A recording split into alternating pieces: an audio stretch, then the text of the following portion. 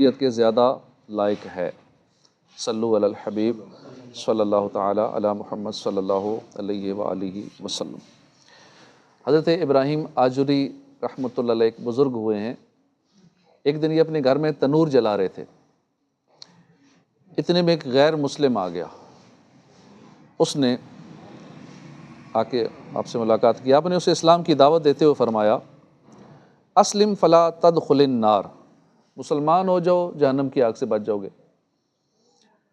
غیر مسلم بولا اگرچہ آپ مسلمان ہیں، کلمہ پڑھتے ہیں، البتہ جہنم کے معاملے میں تو آپ اور میں برابر ہیں، آپ بھی جہنم میں آگ میں جائیں گے، میں بھی جاؤں گا۔ آپ ہی کی کتاب میں قرآن پاک میں یہ لکھا ہوا ہے وَإِن مِّنكُمْ إِلَّا وَارِدُهَا، اور تم میں سے ہر ایک دوزخ پر سے گزرنے والا ہے۔ تو پتہ چلا کہ جہنم میں آپ بھی جائیں گے، میں بھی جاؤں گا۔ اگر آپ چاہتے ہیں کہ میں اسلام قبول کر لوں تو مجھ پر اسلام کا کچھ شرف اور عزت واضح کریں۔ یہ سن کر حضرت ابراہیم آجری رحمۃ اللہ علیہ نے اس کی چادر لی، اس کی چادر لی، اپنی چادر لی، دونوں کو چادروں کو باندھا اور اس میں ڈال دیا تندور کے اندر۔ دونوں چادریں لی، لپیٹا، جلتے ہوئے تندور میں ڈال دیا، اور تھوڑی دیر بعد خود تندور میں اترے اور چادریں باہر نکال لیں۔ اس غیر مسلم کی چادر بالکل جل بھن چکی تھی اور آپ کی چادر صحیح سلامت تھی، اور آپ بھی جب تندور میں آگ میں تو کچھ نہیں ہوا ان کو۔ یہ کرامت دے کر فرمایا کہ ہم دونوں کا جہنم پر وارد ہونا ایسے ہوگا،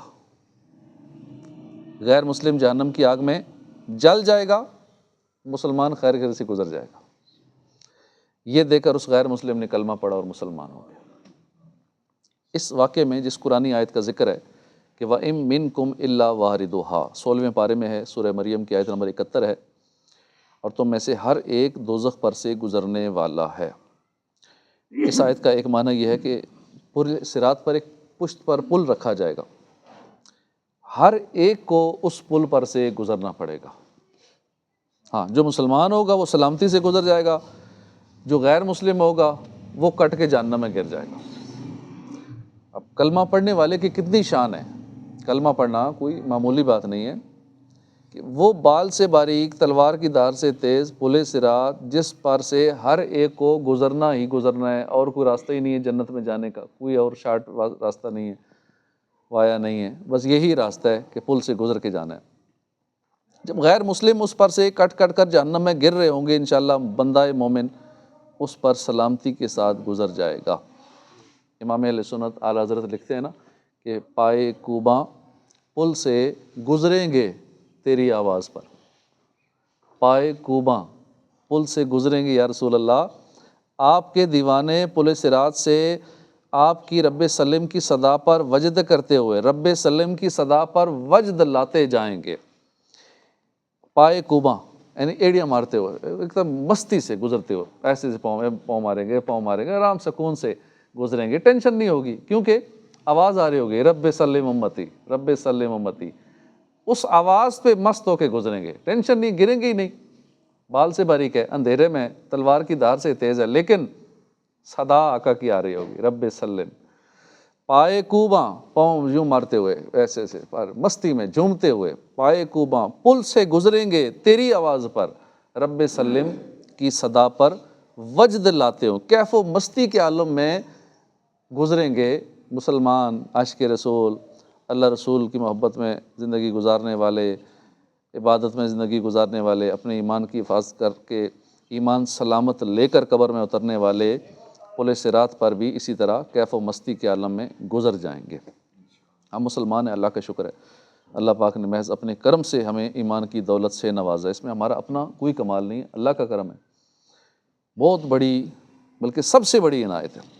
ساری فضیلتوں، ساری عنایتوں، ساری نعمتوں کی اصل ہی ایمان ہے۔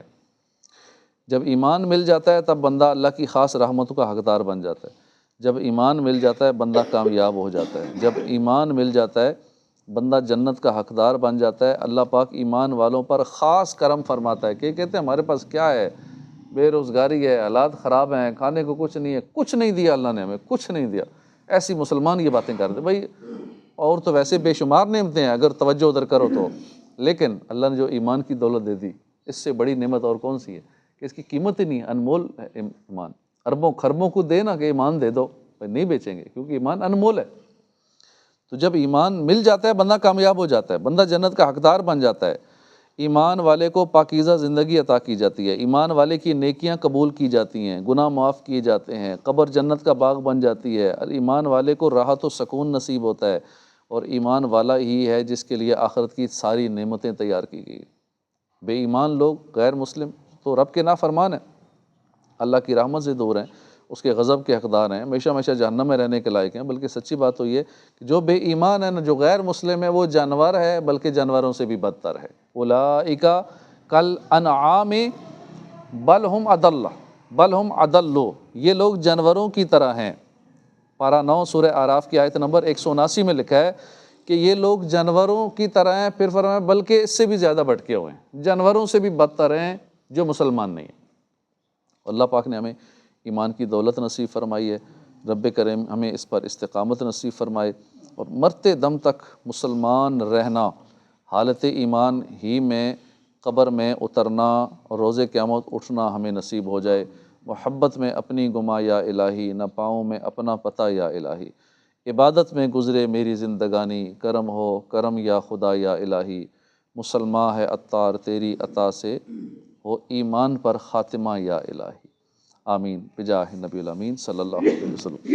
الحمدللہ رب العالمین۔